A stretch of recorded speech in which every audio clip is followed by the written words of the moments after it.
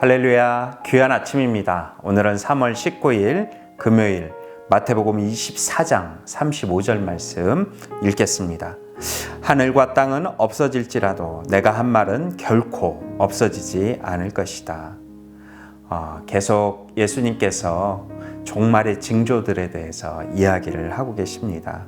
오늘 본문에도 보면요, 환난 때에는 해가 어두워지고 달이 빛을 잃고 별들이 하늘에서 떨어질 것이라고 이야기하십니다. 온 족속이 통곡하고 또 구름 타고 오실 주님을 보게 될 것이라고 이야기하시는 거죠.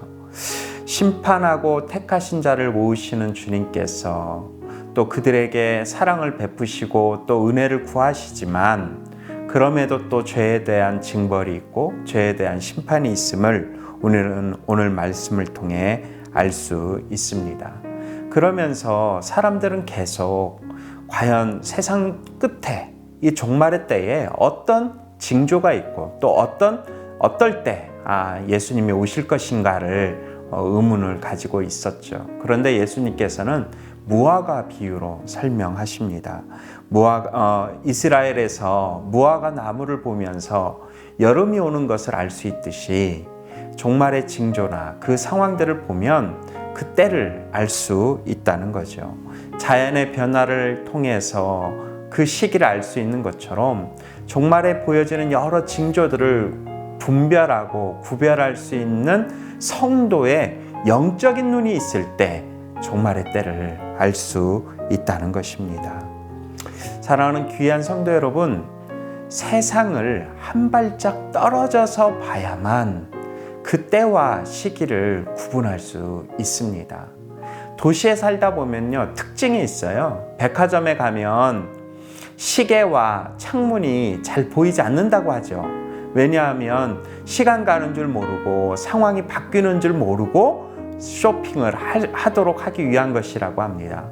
마찬가지로 도시에서 또 생활의 바쁨 속에서 파묻혀 살다 보면요, 세상의 끝, 하나님의 말씀의 그 종말의 징조를 보지 못하게 될 수도 있습니다.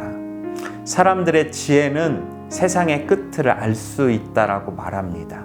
그게 세상이 우리를 유혹하는 방법이죠. 그렇지만 주님은 말씀을 통해 하나님의 뜻을 알아야만 세상의 종말을 알 수 있다라고 말합니다. 세상은 많이 변해도요, 하나님의 말씀은 1.1획도 변함이 없다라고 이야기하십니다. 성도들은 하나님이 보여주시는 여러 말씀의 의미를 깨달을 때에 세상을 한 발짝 떨어져서 종말의 징조와 종말의 모습들을 깨달아 알 수 있습니다. 귀한 성도 여러분, 말씀을 가까이 하십시오. 말씀 가운데서 승리하십시오. 왜냐하면요, 세상의 종말과 예수님의 재림은 인간의 지혜가 아닌 하나님의 뜻을 통해서 알게 되기 때문입니다. 그 은혜를 누리는 귀한 성도들이 되시기를 주님의 이름으로 축원합니다. 기도하겠습니다.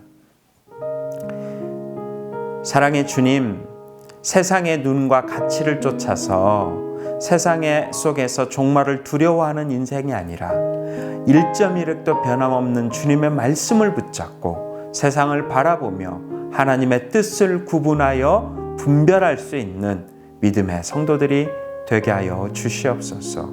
예수 그리스도의 이름으로 기도하옵나이다. 아멘.